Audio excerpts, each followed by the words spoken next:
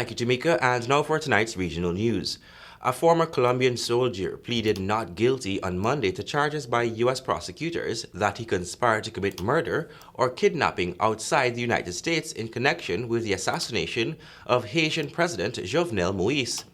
The U.S. Justice Department in January said Mario Palacios was part of a plan initially designed to kidnap Moïse that evolved into an assassination plot after conspirators were unable to find a plane to take Moïse out of Haiti.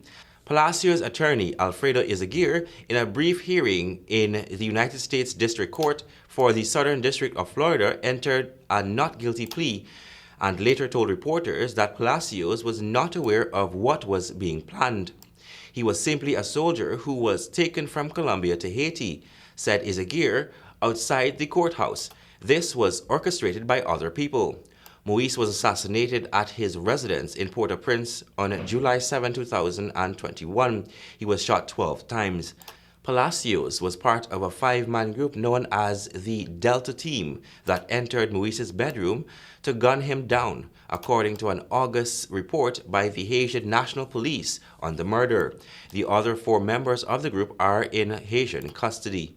Palacios was detained in Jamaica in October and was being deported to Colombia in January when he agreed during a layover in Panama to travel to the United States instead, according to the Justice Department. The United States has become increasingly involved in the Moïse murder investigation as a probe by the Caribbean nations' authorities stalls. We'll now turn our attention to Costa Rica. Economist Rodrigo Chavez has won the presidential election in Costa Rica, preliminary results suggests. The 60-year-old ran on a promise of shaking up traditional party politics in the Central American nation. With almost all votes counted, he had a lead of more than 5% points over ex-president Jose Maria Figueres. Turnout was the lowest in decades as voters expressed discontent in Costa Rica's struggling economy.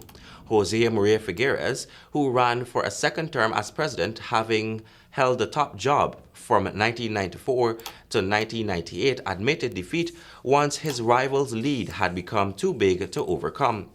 Many Costa Ricans say they were looking for a break with the politicians of the past, a trend which was against Mr. Figueres, who became one of the country's most influential political families. While Chavez is not entirely new to politics, he did serve in the outgoing government of President Carlos Alvaro as economy minister for 6 months. He has emphasized his plan to break with what he calls privileges of Costa Rica's established political parties. Following an at times acrimonious campaign, Chavez struck a conciliatory note as his win became clear. Supporters of Chavez took to the streets of the capital, San Jose, to celebrate their candidate's win.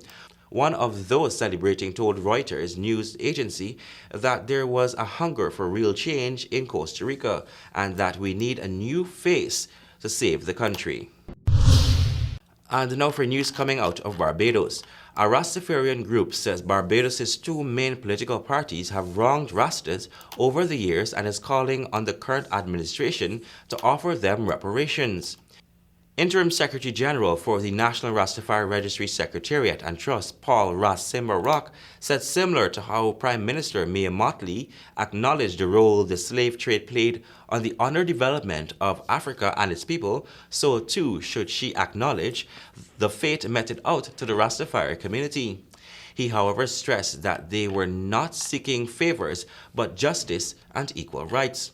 The Barbados Labour Party and the Democratic Labour Party must share responsibilities for what has been done to the Rastafari community since Barbados' independence in 1966, and Prime Minister Mottley must acknowledge that just as Europe grievously wronged Africa and her people, the 2 political parties who have governed Barbados since 1966 until present have grievously wronged and allowed wrong to be done to the Rastafari community.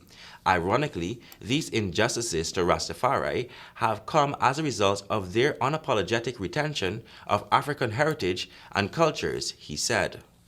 And that has brought us to the end of tonight's regional news. Thanks for watching. Goodbye.